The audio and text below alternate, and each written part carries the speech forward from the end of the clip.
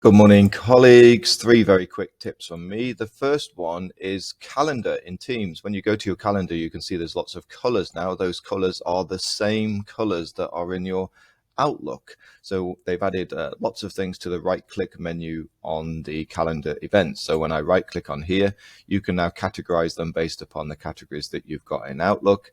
And you can, on the show as, you can go out of office straight away so that you don't get those pop-up messages. That's the first tip. Second tip, very quick one. They've added backgrounds in Teams as well, new backgrounds. So next time you're in a meeting, check out the new backgrounds, lots of fun new backgrounds that they've added. Third tip, when you're in OneNote, here I'm in OneNote for the web, and you click on Class Notebook, there's a new option here. It's called Reflect, and what you can do for the tasks that you've asked the students to look at, you can now add a reflect question, and what will happen, there's some default ones there, and the students, when they go through the learning episode, then they can reflect upon their learning, and you get the data, the statistics from that perspective. You can see here we've got some smiley faces and some not so smiley faces. Okay, over to 2 more smiley faces. We're going to hand over to Dev first and then Glenn. Have a great weekend, everybody. Bye-bye. Hello, I'm Dev, and I'm from the Secondary Digital Leaders Committee. And today I'm going to show you a very useful tech tip that you can use when you're in a call with students who are online and doing CSL. So one of the really annoying things that occurs is when you're trying to write something or display something to students online, and you can't exactly see it. You can't see it properly, even though they can, because it is flipped. So there's this option here called Customize Setup before you join a call.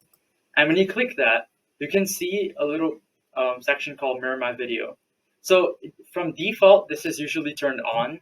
And as you can see, when I have this text here, which says Hello World, it is not legible, and it's really irritating to read. So therefore, you can actually turn this off. And what turning this off will do is that you'll be able to read it, but so will they. Either way, they can read it, but this will make it easier for you to interact. And once you actually do join a call, and let's say my video was on and I forgot to turn it off, and I do join a call.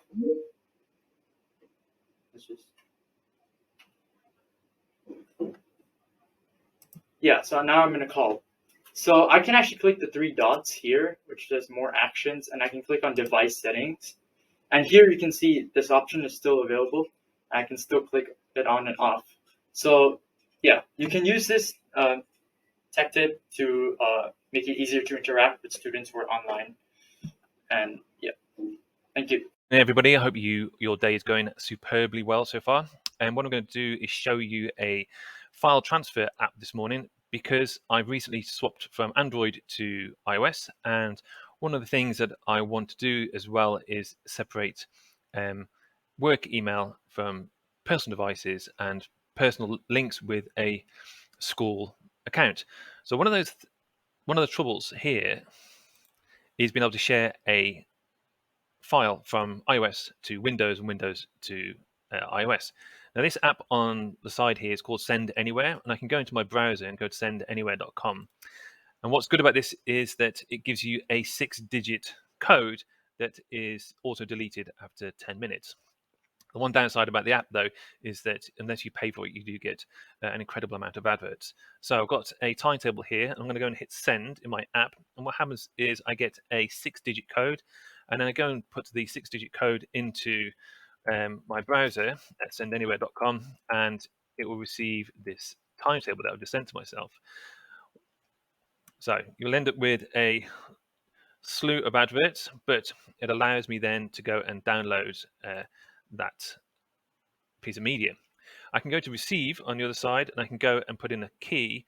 So if I go and hit send here, it's going to grab this microbit file, and I can go and send that to my device, or I can send that to students. The students can get the code, and I put the code in the other way around. It's fast, it's relatively secure, and it auto deletes, and it means that you separate work email when you're trying to send files to yourself or to your students. Hope that helps.